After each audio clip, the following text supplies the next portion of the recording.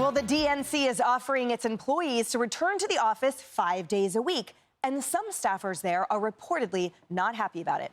The DNC's union is slamming the mandate, writing in a statement that despite staffers supporting the party's, quote, historic wins last Tuesday, the move to send everyone back into the office is shocking and callous. According to people who were on that Zoom call, those staffers were so upset that they reportedly flooded the chat with a bunch of thumbs down emojis.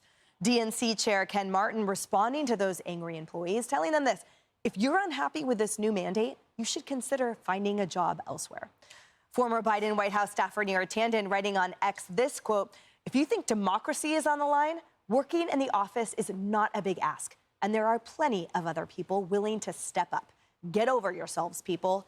Get yourselves together.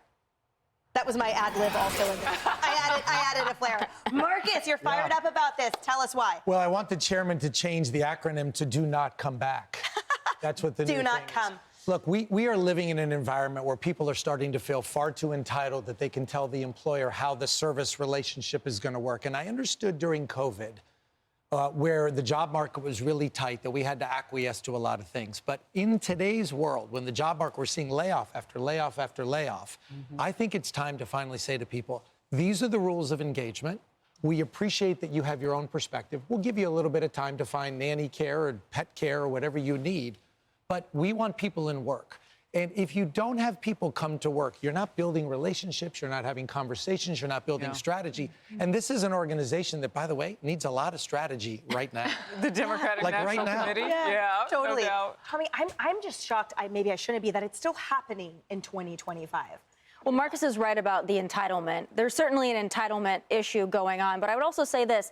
You know who comes to work every day and shows up? AI. And if you're worried about AI taking your job or an iPad can do your job, then perhaps you should come back to work because you are easily replaced, especially if you're working for the DNC, right? You've got people, this is what I find so interesting, too. We're talking about the DNC. You've got people, whether I agree with them or not, I certainly don't, showing up to protest every day in Broadview, Illinois, showing up to protest every day in Portland. They're even doing aerobics classes with their signs in Portland.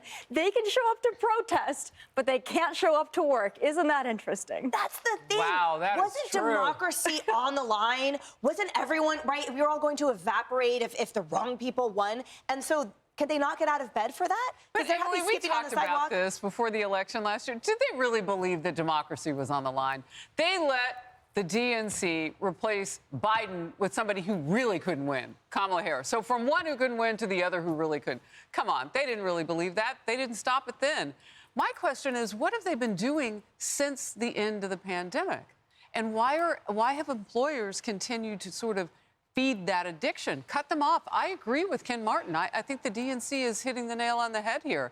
And if they want to come back and play, they got to bring all their game and take off those jammies. Oh, my gosh. Coming from the FBI, too, I feel like it's such a, for me, just as a viewing American, it's such an affront to those men and women that show up every day, rain or shine, in uniform, whether they're bus drivers, FBI agents, and so much more. And the audacity of these trash employees to say, I don't want to come to work, and then thumbs down. I mean, in the house I grew up in, believe me, if you exhibited that kind of disrespect to your authority, I just can't imagine. What's wrong with this culture? I agree with you 100%. And what they're basically saying is, I am a non-essential worker. And we've seen with the shutdown, a lot of people didn't have to go into work. And there were others that, I mean, I worked through a government shutdown when I was a special agent. It doesn't matter if you're getting paid or not. You are an essential worker. You're going to go to work. First responders, they can't say I'm not coming. Yeah. Law enforcement, you know, doctors. I would want to show up and say, look, I am essential and I do need to be here. But I mean, I'm not going to lie. It would be nice to be able to do your job in pajamas, but it's not realistic. And if you can do your job in pajamas and you're not really needed to be on the scene, then you're probably not really essential. And the U.S. military. Exactly. I mean, they can't say I'm not going to work. Stayed on the job even without paychecks in the longest of U.S. history shut down by the government. And the air traffic controllers. Yeah, I mean, these are essential workers. Can I just ask a question? I'm sorry, why do they need a union?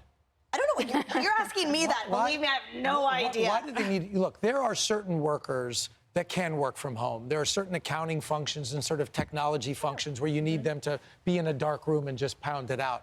But when you're setting strategy, you need to be there. And I just don't understand why they need union representation to know that they should. I'm more baffled by that. You're the fixer. So what would you do? I would fire them all. Nice. It'd be over. I'd say you have till Monday, and we're just going to be done. Because there's plenty of other people out there that need a job, that want to show up to work. Yeah. Maybe the Period. is just not essential. Be over. Yeah. Hey, everyone. I'm Emily Campagno. Catch me and my co-hosts Harris Faulkner and Kaylee McEnany on Outnumbered every weekday at 12 p.m. Eastern, or set your DVR. Also, don't forget to subscribe to the Fox News YouTube page for daily highlights.